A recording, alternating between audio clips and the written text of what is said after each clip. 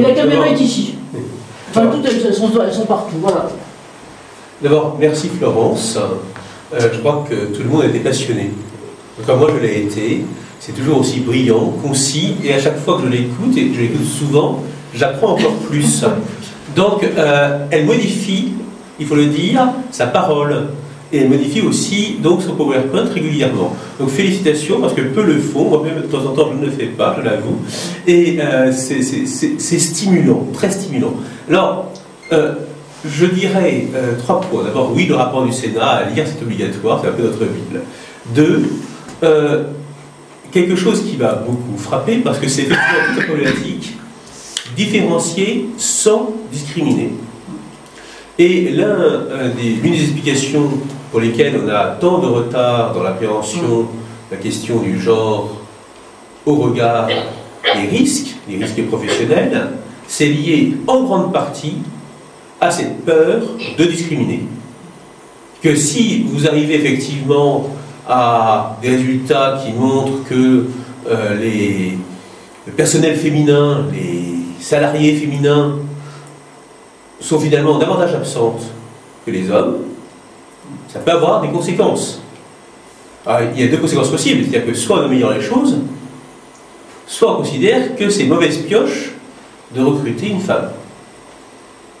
C'est clairement le risque, pardon d'interrompre, mais c'est clairement le risque. Et quand on a regardé les choses à un niveau international avec Cyril Gaume, justement, donc, en septembre dernier, ce qu'il a dit, c'était la grande crainte, et d'un certain côté un peu le revirement presque de l'OIT sur ces données-là, c'était la crainte de la stigmatisation.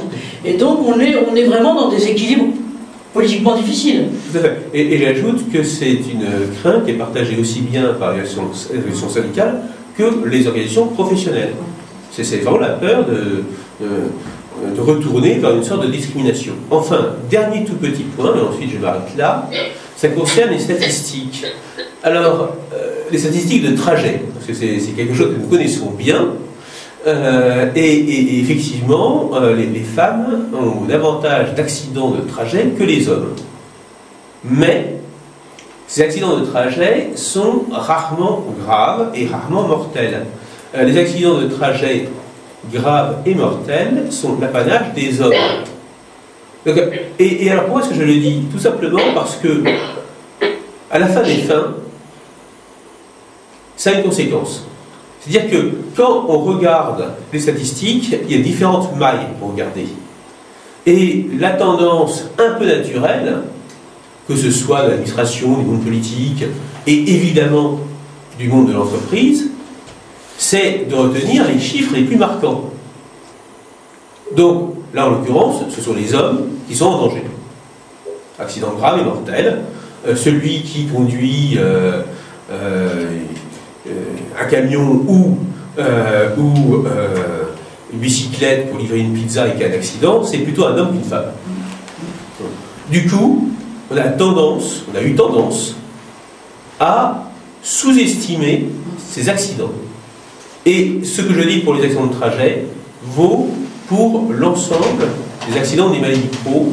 Il y avait une tendance à surévaluer les risques majeurs qui étaient des risques qui étaient considérés comme essentiellement masculins. Ce qui explique aussi pourquoi cette question du genre a été si longtemps occultée. Alors je m'arrête là parce qu'il y a d'autres personnes qui vont venir aussi passionnantes. On vous repique la galette de micro et puis merci parce que effectivement c'est ça, c'est toujours la crainte entre stigmatisation, discrimination ou affectation à de mauvaises causes, ou enfin bref, les choses sont compliquées, mais je dois dire que ce qu'il y a de bien, c'est que maintenant on a le courage et la transparence de les aborder, et donc c'est bien. Et donc,